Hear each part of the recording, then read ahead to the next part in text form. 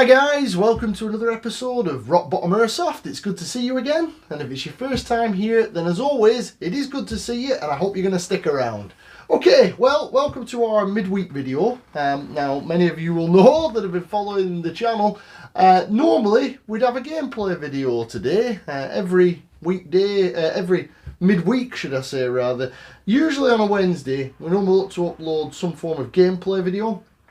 That could be reviewing a product out in the field that we've looked at in the studio, or a bit of gameplay of me wherever I might be playing for Airsoft. Unfortunately, I was supposed to be going to a game last Sunday, just gone, but that game was cancelled. So unfortunately, I haven't got any gameplay for this midweek video. So we're going to be doing a video here in my command centre, as I call it. This is the room, as many of you will know, where I keep all of my gear, all of my bits and pieces, all of my airsoft gear, all my replicas, and everything else. It's my little hidey hole. So I do apologise that we haven't got a gameplay video this week, but hopefully you'll enjoy this video anyway. We're going to look at a kind of a bit of tech. Just for those that are maybe just coming into the channel today, we do always upload a video midweek, but we also upload a video every weekend, normally on a Saturday, and in those videos we'll look at everything airsoft, tech, replica reviews, gear, and everything in between in our great sport and hobby that is airsoft. So if you have been enjoying my series of videos and you haven't subscribed already, then do get subscribed to the channel, and then that way you won't miss any of my uploads and it helps the channel out. Okay, well, with that out of the way, what we're going to look at today. Well, what if I have a quick look at today? This might be useful for you guys that maybe haven't done much teching on your own replicas, or if you're new to the sport and you hear terms bandied about, and sometimes I like to have a look at those terms and then give you a basic understanding of what people are talking about on the communities and things when you hear these things going around. So today, we're going to have a look at AEG trigger contacts. And basically what they entail. So just a short one today, just looking at those so you can have a better understanding of what your trigger contact is, what it actually does, and what can potentially go wrong with it. Okay, so as you've probably noticed here, I have an SHS trigger contacts, well, a full trigger assembly to be fair, and this trigger assembly is for an AR based replica or a version 2 gearbox. Trigger contacts come in different forms, but the reason we're having a look at them is because, you know, a lot of people will go on about trigger contacts being burned out and that type of thing, and you might not have an understanding of what they mean by that. So let's pop this out of the packaging and we'll have a quick look at what the trigger contact does. Okay guys, so that's the trigger contacts out. I hope you can make them out on camera.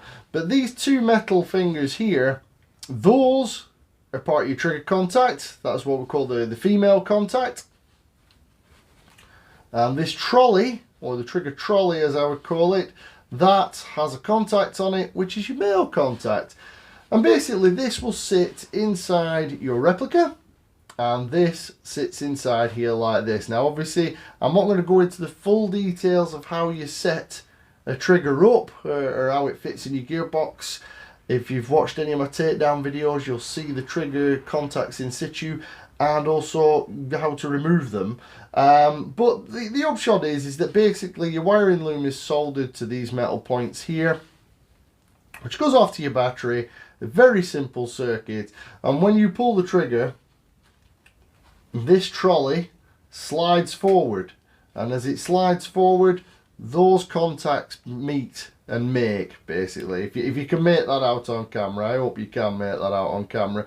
If you can see there, when that trolley slides forward, when you pull the trigger, those contacts touch, and when they touch, that completes the circuit, which sends power to the motor, which causes the motor to spin. There's a spring on top of here, so that when you release the trigger, the contacts are drawn apart, and then once they're drawn apart, the circuit is broken, and obviously your motor will stop spinning.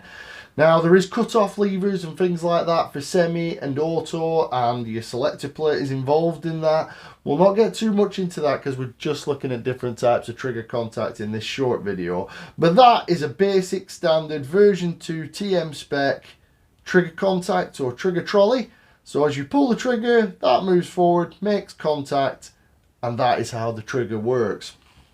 Now these used to definitely be the most common form of trigger assembly you would find in an AEG replica, and the vast majority of replicas will, especially in the more affordable end, will normally come with a standard set of trigger contacts like this.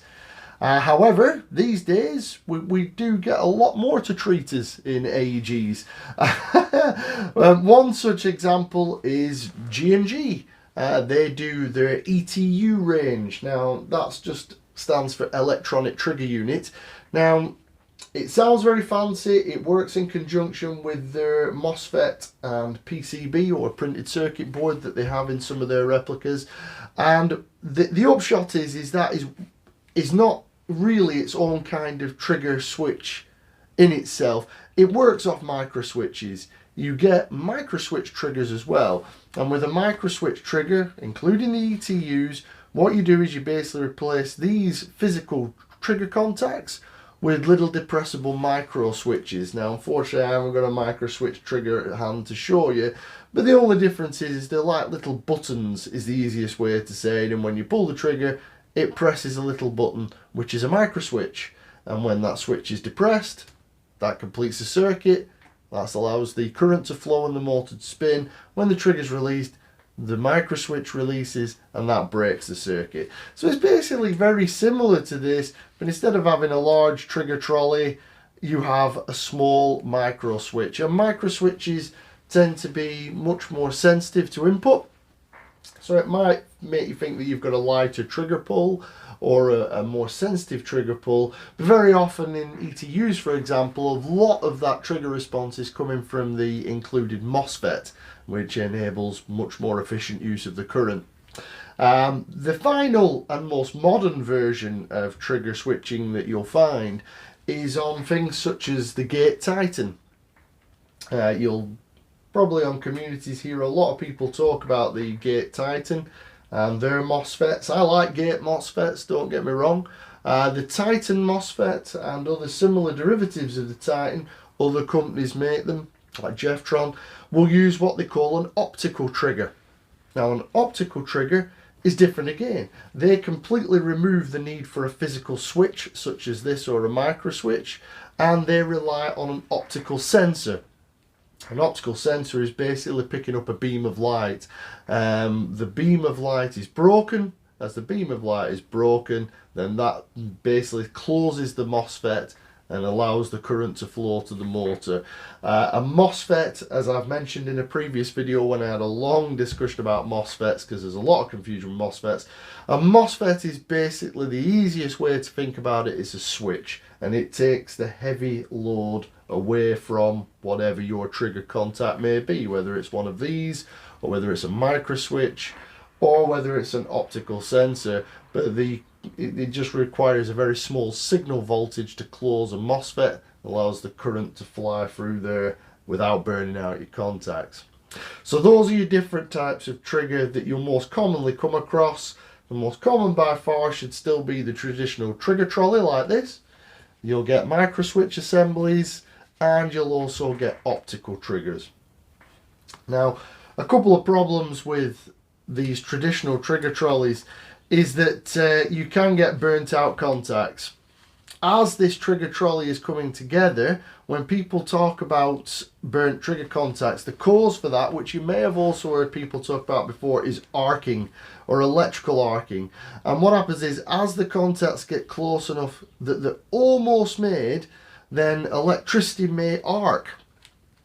If you're not familiar with that, the easiest way to put it is it jumps through the air to the next contact, to the next conductor.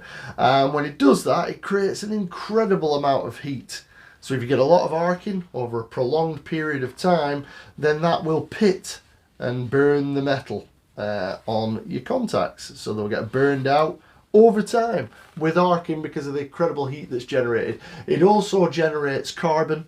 Carbon deposits eventually are going to start to coat these contacts, and as they do, that increases the resistance in your circuit and decreases the performance that you get. So your trigger eventually may fail completely, but as a rule you're going to get resistance, it's going to get less and less effective, and then eventually it's going to fail. Now arcing is something that happens. Obviously the lower currents that we're using and the lower voltages, the less arcing you'll get. You'll go on about people saying 11.1 versus 7.4, you're going to destroy your trigger contacts.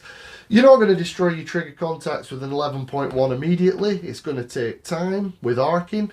Far more worrying is if you increase the performance of your replica without any other work, you might damage something mechanical in the system before you'll probably damage your trigger contacts. But that's not to say they will burn out eventually.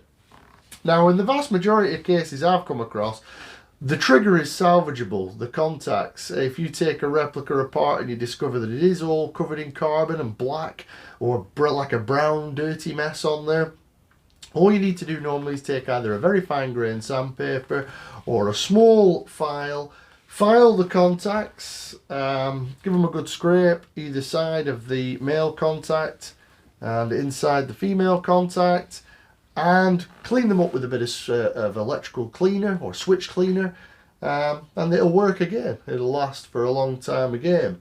Now the way that you get rid of that arcing that we just mentioned is by directing the current away from the trigger switch, away from this trolley, and you can do that with a MOSFET, and you only need a basic MOSFET for that. You don't need an all singing, all dancing MOSFET with every function you can think of. If you want additional functions, that's fine, but the actual MOSFET can be very basic, and that will do the job of protecting your trigger contacts. And because it makes your electrical system more efficient by sending the power where it needs to go, it's also going to give you a better trigger response. But I'm getting sidelined onto MOSFETs there. So there you go. One of the problems you can have with one of these physical trigger trolleys is that the contacts can burn out. You can also get mechanical damage, such as the plastic breaking, the springs that pull this trolley back and breaking, the post at the rear of the trigger that stops it going too far, that can snap off. That's quite a common fault. If you have bad solder joints on these points here, where the wiring loom is soldered to the trigger trolley, that they can go bad if they're done badly, so they can come off. But again, you know, you can get any number of problems with those.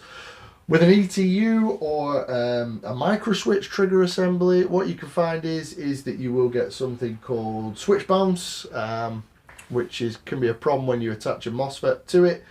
That doesn't cause damage so much, but it will reduce performance. The biggest thing with micro switch assemblies is micro switches are not as robust, believe it or not, as one of these, a traditional trigger trolley. Micro switches are only rated for a certain number of depressions and releases, so after a while your micro switch assembly will fail to work. It's going to break. It might take years though, guys. You know, people say about things breaking, you could be unlucky and it could go in a few hundred rounds, but in the vast majority of cases it's probably going to last you years. It's not going to break. But micro switch assemblies, that is the biggest problem. They are less robust than a trigger trolley contact generally, and micro switch assemblies, as I say, are only rated for a certain number of depressions, and then eventually they're going to fail. So that's one of the disadvantages with those. And obviously you've got the soldering issues as well. Optical triggers. The biggest problem that I can think of with optical triggers is the actual setup of optical triggers. As they work off light, in some cases, depending on the model that you use, if light, extraneous light, can get into the gearbox anywhere, it can interfere with the sensor readouts on the optical trigger, so setup can go bad. It may not work at all, it might be intermittent, but it can give you problems. The other issue is actual setup. If you don't set it up correctly, it can give you problems. You can have problems with grease. If you get grease anywhere near the optical sensor or on the reflective pads for the optical sensor, especially something that dulls them up or makes them non-reflective, then again, it's not going to work. So in a digital age, as many of you will know, digital either works or it doesn't. and it's very similar with an optical sensor. It can give you all sorts of problems. However, if you get an optical sensor switch set up correctly and it works for you, you can get amazing trigger response, loads of programming options, but again, they really are at the high end. So for me, in the vast majority of my builds, I still use a traditional trigger trolley or micro switches. Just because I like them, they're simple, they're easy to diagnose faults on, and to be honest, for my use case, they give me plenty of trigger response that I need, and I'm quite happy with them. But again, I know there are lots of advantage to optical sensors, so you know, let me know in the comments what you prefer to use. If you're a Titan user or an optical trigger of some form user, if you prefer them, if you had good experience with them, let me know in the comments. With regard to these trigger switches, if you have any questions about the trigger contacts or the triggers in general, then do drop me a comment below. I'll always respond to comments. I might not get back to you straight away, but I will always respond. So there we go, guys. That's just a quick introduction of your triggers, of your contacts, should I say, your trigger contacts. Just an idea of what people are on about when they're on about burning out your trigger contacts. And like we say, it's those and those. Those are your trigger contacts. Not much to them, not very complex. Basically just closes a circuit. Micro switches are a switch that closes the circuit. And optical triggers are just an optical sensor that allows the MOSFET to close the circuit. You don't always have a MOSFET with these, but well worth putting a MOSFET on. I've said it a million times in my videos. You get a lot of advantages with a MOSFET, and you don't need to pay a lot of money for one. Okay, guys? But like I say, if you have any questions about any of this stuff, drop me a comment below. I'll always get back to you. Maybe not straight away, but I will get back to you. So I hope you found that video interesting. I hope it's been useful to you. I'm sorry it's a bit wordy, but there's a bit of stuff to get in there. And thank you very much, as always, for sticking with us and watching. Next week, I will be back to my normal gameplay video midweek. And this weekend, we'll have a video coming out with some bits and bats on tech about gas blowback pistols. So if that sounds like your cup of tea, then do get subscribed to the channel. That way you won't miss it. And if you've enjoyed this video, then please do drop a like on it. It does help me out. And apart from that, thank you very much for watching, and I look forward to seeing you in the next one.